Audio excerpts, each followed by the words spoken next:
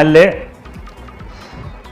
Release ചെയ്ത നെല്ല് എന്ന രാമു കാര്യാട്ട് സംവിധാനം ചെയ്ത പ്രേം നസീറും ജയഭാരതിയും അഭിനയിച്ച മനോഹരമായ ഗാനങ്ങളുള്ള ചിത്രമായിരുന്നു ആദ്യത്തെ റിലീസ്.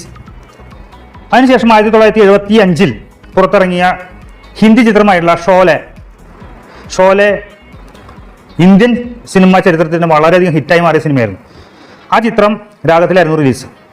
അതാണ് എൻ്റെ ചെറുപ്പകാലത്ത് ആദ്യമായി ഞാൻ തിയേറ്ററിൽ പോയി കണ്ട സിനിമ. ചെറുതായിട്ട് എനിക്ക് ഓർമ്മയുള്ളൂ.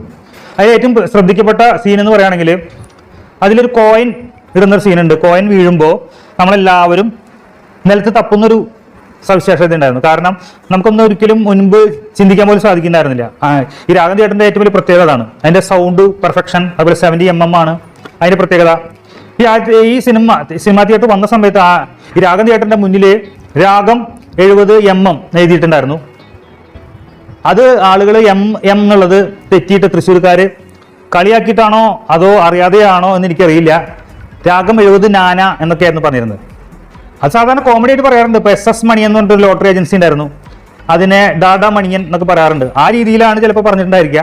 പക്ഷെ അന്ന് പറഞ്ഞത് രാഗം 70 നാന എന്നൊക്കെയായിരുന്നു. അതായിരുന്നു ആദ്യത്തെ നെല്ല് കഴിഞ്ഞു. പിന്നെ രണ്ടാമത്തെ ഞാൻ പോയി കണ്ട ആദ്യത്തെ സിനിമ ഈ പറഞ്ഞ ഷോലയായിരുന്നു. അതിനുശേഷം 1977 കണ്ണപ്പനുണ്ണി റിലീസ് ചെയ്തു. കണ്ണപ്പനുണ്ണി കുഞ്ചാക്കോ എൻ്റെ സംവിധാനത്തിൽ ഇറങ്ങിയിട്ടുള്ള പടമാണ് കണ്ണപ്പനുണ്ണി. ആ കണ്ണപ്പനുണ്ണി നസീർ സാറിൻ്റെ മറ്റൊരു ഹിറ്റ് സിനിമയായിരുന്നു. അത് എൻ്റെ ഫാമിലിയൊക്കെ ആയിട്ടാണ് ഞാൻ പോയത് കണ്ടത്. അന്ന് കാലഘട്ടത്തിൽ ഓണചിത്രങ്ങൾ വടക്കംപാട്ട് സിനിമകളാണ് വരിക. അപ്പോൾ കണ്ണപ്പനുണ്ണി എന്ന സിനിമ ഫാമിലിയൊക്കെ ആയിട്ട് പോയി കണ്ടു. മനോഹരമായ സിനിമയായിരുന്നു. ആ കണ്ണപ്പനുണ്ണി എന്ന സിനിമ എനിക്ക് മുഴുവനായിട്ടും ഓർമ്മയിലുണ്ട്. അതുപോലെ തന്നെ തച്ചോളി അമ്പു,